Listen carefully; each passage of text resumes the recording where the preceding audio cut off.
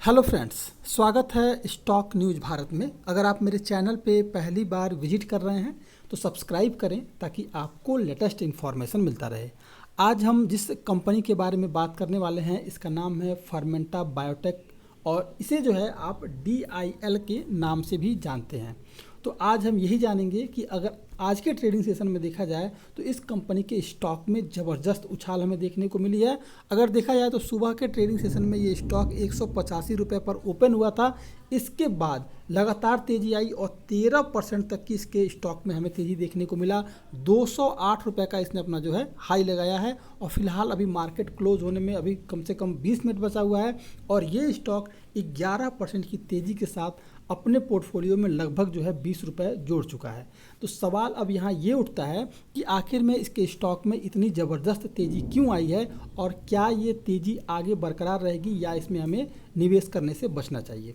तो अगर बात करें फर्मेंटा बायोटेक के बारे में तो विटामिन D3 API वाली दुनिया की चुनिंदा कंपनियों में ये कंपनी जो है शामिल है और चीन की कुछ कंपनियों के अलावा यूरोप की DSM विटामिन D3 की बड़ी उत्पादक ये कंपनी है।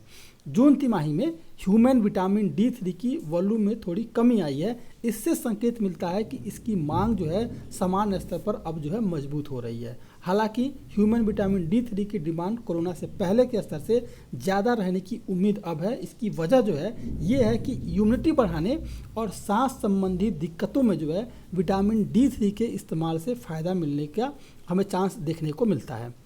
अगर देखा जाए तो ट्रैवल और हॉस्पिटैलिटी बिजनेस के रफ्तार पकड़ने से मीट का जो कंजप्शन है वो बढ़ेगा। इससे जो है एनिमल फीड विटामिन D3 की मांग बढ़ेगी। फाइनेंशियल ईयर 2019 और 20 में कुल बिक्री में एनिमल फीड विटामिन D3 की जो है हिस्सेदारी अगर देखा जाए तो लगभग जो है 50% थी और फाइनेंशियल ईयर 2021-22 में ये घट करके लगभग जो है 19% के करीब आ गई। बायो प्रोडक्ट लैलुलिन के कमर्शलाइजेशन से जो है कंपनी को फ़ायदा होगा। फिलहाल ये जो प्रोडक्ट है कंपनी जो है जल्द मार्केट में लेके आएगी और कंपनी जो है लैलुलिन प्रोडक्ट्स के कस्टमर सेटिस्फेक्शन पर लगातार काम कर रही है। अगले वित्त वर्ष में अंत तक जो है इसका कमर्शलाइजेशन कंपनी कर सकती है। तो ये भी एक जो है एक तरह से कहा जाए पॉजिटिव सेंटीमेंट है इस कंपनी के लिए।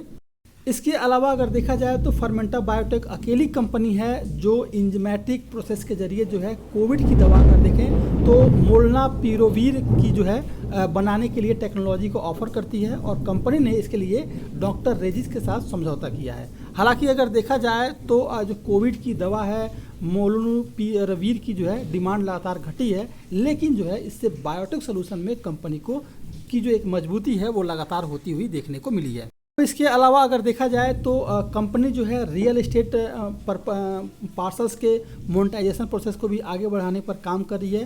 थाने में अपनी लैंड पार्सल के लिए जो है मैक्सटेक्स के साथ कंपनी का समझौता है। इसके तहत जो है इस लैंड पर रेजिडेंशियल कम कमर्शियल बिल्डिंग बनाई जाएंगी। ये प्रोजेक्ट 6 साल में पूरा होगा और रेवेन्यू जनरेशन धीरे धीरे जो है बढ़ेगा।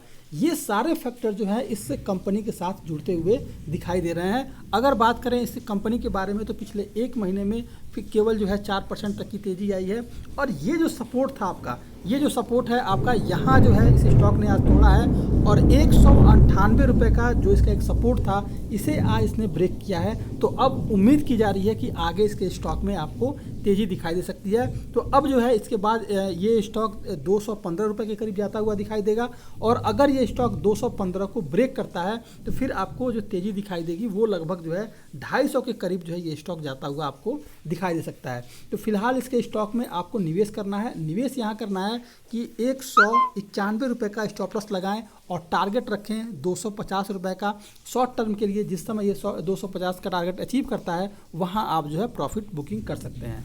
तो ये था आपका फर्मेंटा बायोटेक। अगर आप मेरे चैनल पे पहली बार विजिट कर रहे हैं तो सब्सक्राइब करें ताकि ऐसे ही आपको लेटेस्ट इन्फॉर्मेशन मिलता रहे।